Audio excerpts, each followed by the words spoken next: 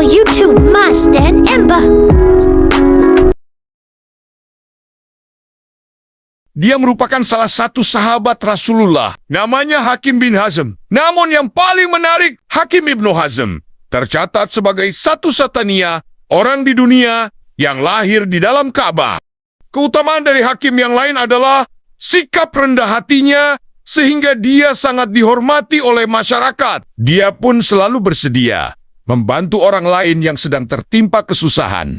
Ayahnya bernama Hazm, yang adalah putra dari Khuwailid. Oleh karenanya, Hakim tak lain merupakan keponakan Siti Khadijah, istri Rasulullah, sebab Khadijah adalah putri Khuwailid.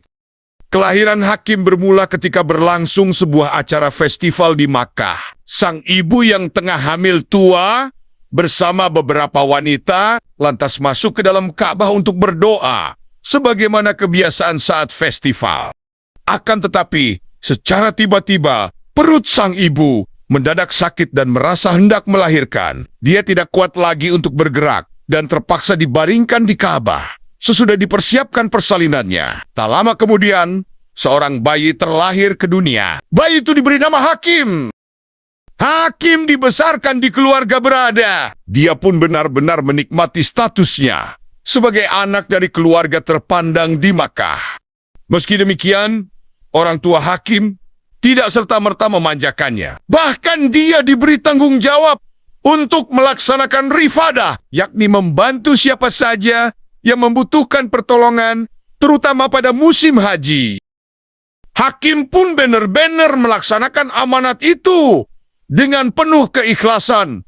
Bahkan tak jarang, dia membantu para jamaah haji menggunakan uangnya sendiri. Hakim pun bersahabat erat dengan Nabi Muhammad jauh sebelum beliau menjadi Rasul. Kendati usianya 5 tahun lebih tua dari Rasulullah, namun hal tersebut tidak menghalangi hubungan keduanya. Mereka kerap berbincang serta menikmati kebersamaan sebagai sahabat. Hubungan pertemanan antara Rasulullah dan Hakim menjadi kian dekat manakala Rasul menikah dengan bibinya, Khadijah binti Khuwailid. Meski telah akrab dengan Rasulullah, namun Hakim saat itu masih belum tertarik pada Islam, sehingga ia tak kunjung masuk Islam. Hal ini sempat membuat Rasulullah SAW heran. Terlebih diketahui, Hakim merupakan orang yang dermawan, cerdas, tetapi masih enggan menerima ajaran tauhid. Namun, semalam sebelum kejadian pembebasan kota Makkah, Fathu Makkah, di hadapan para sahabat, Rasulullah SAW bersabda, di Makkah terdapat 4 orang yang tidak suka kepada kemusyrikan dan lebih cenderung kepada Islam.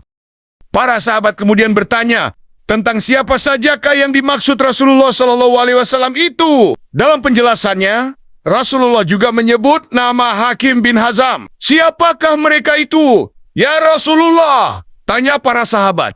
Rasulullah SAW kemudian menjawab, mereka adalah Atab bin Husaid, Jubair bin Mut'im, Hakim bin Hazm, dan Suhail bin Amr. Dengan karunia Allah Subhanahu wa Ta'ala, mereka akan masuk Islam secara serentak. Kemudian pada peristiwa Fathu Makkah, Nabi SAW berseru tentang orang-orang yang akan aman. Rasulullah SAW berkata, siapa yang mengaku tiada Tuhan selain Allah yang Maha Esa, tiada sekutu baginya, dan mengaku bahwa Muhammad adalah hamba Allah dan Rasulnya, dia aman. Siapa yang duduk di Ka'bah lalu meletakkan senjata, dia aman. Siapa yang mengunci pintu rumahnya, dia aman.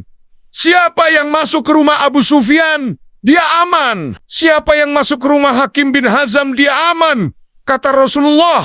Hakim bin Hazm yang mendengar pengumuman itu, kemudian juga langsung merespon, Hakim membuka rumahnya untuk perlindungan bagi orang-orang Makkah yang ingin menyerahkan diri pada Rasulullah.